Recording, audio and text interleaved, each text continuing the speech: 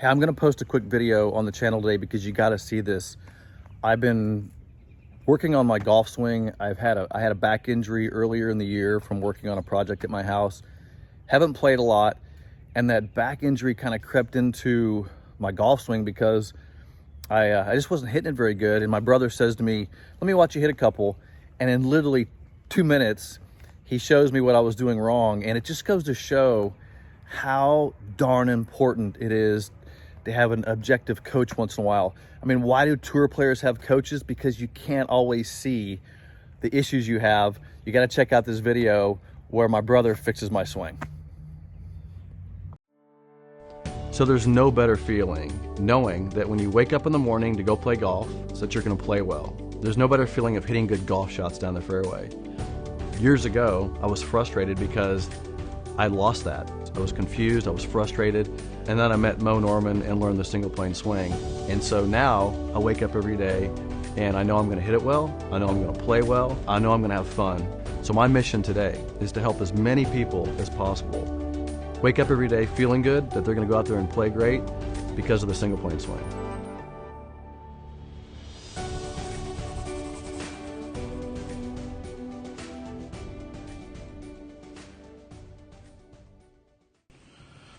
All right, so I wanted to show you a major adjustment that my brother helped me make today, which was a game changer for me. And you can kind of see it in these two videos. These videos are one day apart. So the one on the left is from 2 days ago, and the one on the right is from yesterday. And generally, I just want to walk you through just how significant the little things can be when you're talking about power and just technique. So the swing on the left, which, you know, I've been looking at this. I'm just as a little bit of background. I have been, you know, hitting it not great this year. I haven't played a lot, but I'm starting to play a little bit more in the fall. I had some big projects I was working on, so I wasn't spending a lot of time practicing. So, and anytime I don't spend a lot of time practicing, I kind of get out of rhythm, out of sync. Just don't feel good. Technique, it doesn't necessarily look bad. No major technique problems, but I just, you know, have some power losses, and it takes me a while to get it back. And then pretty soon, you know, after I practice for a few weeks, I start getting it back. But it's been a little longer this last stretch, and I haven't. I've had a little more of a struggle getting it back, and so haven't been having that much fun. I've had some power losses. Making okay contact with it. I mean, I hit it good sometimes, but, you know, it's just not like normally. Normally I hit it and I'm pretty powerful all the time, and I hit it really good all the time, and it's been a little bit slow coming back this year.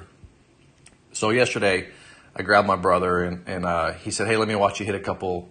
I told him I wasn't, you know, I was kind of like tired of struggling with it. And he goes, well, let me watch you hit a few. And he made a little change with me, and it made all the difference in the world. And you can actually see it on video here. So on the left, I'm going to take the swing, take it into the back swing.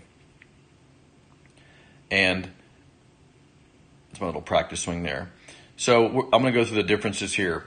You can see just from the two angles here, face on view of the address, there's a significant difference in my address position. So my brother's instruction when he saw me swing was, your hips are out of position. And if you look at my hips on this angle here on the left, you're going to see, you know, it's kind of like, it looks a little tweaked. Hard to see sometimes, but my butt is like, it's just like I'm shifted over my right leg too much. And my brother's like, your hips are open, you're out of position. And what happens is when I take the club back, it's just so hard to produce power and get into that powerful position. I feel like I'm just losing power there. It's almost like I'm just turning too much. Then my brother says you're having a hard time staying, you know, powerfully behind it, which is what the term he used. It's just, you can see there's just not a lot of movement there where I can create power. Now, it doesn't look terrible. I mean, you know, I hit some good shots here, but I just didn't feel, I feel like I'm losing power there. And this is actually one of my better swings on the left from a couple days ago. So, you know, just in comparison, look at the swing on the right. You see how my brother, he came in there, adjusted my legs. You see how I'm getting a lot better bracing into that right leg. He shoved my pelvis slightly forward, which gets my spine forward.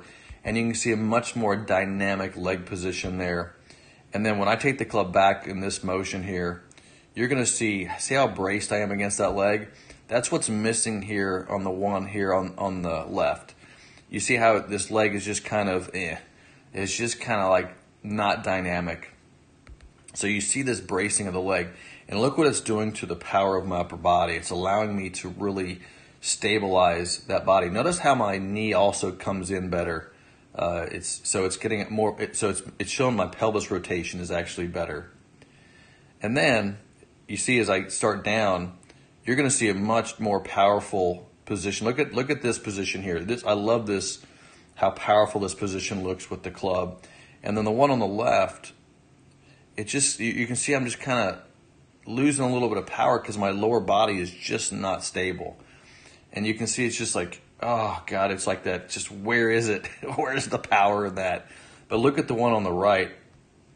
You can see how my body immediately gets into that knee, and I'm able to brace so well here. I can pull harder here, and you can see it easily in that video. Whereas this one just kind of looks like, my brother was like, you just kind of look like you're just struggling to get, you're not staying behind it. You're just kind of like, your body is just moving up and forward. There's just, the power was lost there. You can actually, just by looking at the dynamic view there of how that lower body is playing into itself, there's such a big difference in what's going on in the lower body there, which affects obviously the power I can generate here.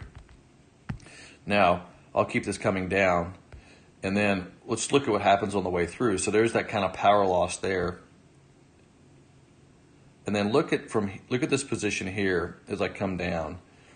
You can see that it's just a lot more into my braced of my leg. And it's because that pelvis is getting a push into that leg. And then as I come down, this is where I really see some differences here. Look how I look kind of sitting back and tucked under there. And on this one, you can see I'm more into my leg.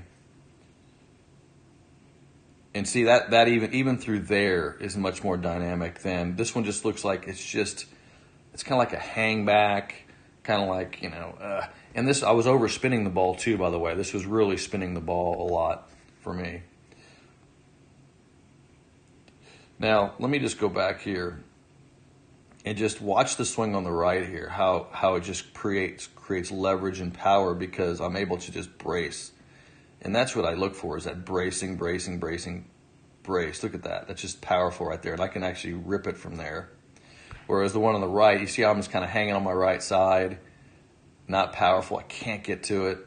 And so that's what I was struggling. I'm struggling with the stability. And you can see I widened a little bit here too. The width helped widening it out. But my brother just said, hey, you've got to get this pelvis in the right position because in essence, it's getting me a better tilt. It's getting my lower body in the right spot. And I don't have the down the line for you too. I took a couple down the lines, which I might post a little bit later, but my spine is staying in position better here. So when your spine stays in position, you can rotate and generate power better. So thanks to my brother, I was able to really start generating my speed back here. And I mean, I literally gained 15 to 20 yards just from this little work we did to get the pelvis in the right spot. It just goes to show how critically important positions are and how critically important the position of the pelvis. And you can just see, I mean, I'm just looking at this address position. You can see how dynamic and how much better and how much it looks like I could just smash that golf ball from what I call the wall. It looks like I'm leaning into the wall here. It's not that my weight is on my lead side. It's just I have the right angle in my body and I'm leaning against the wall, whereas this one I'm almost leaning backwards at address.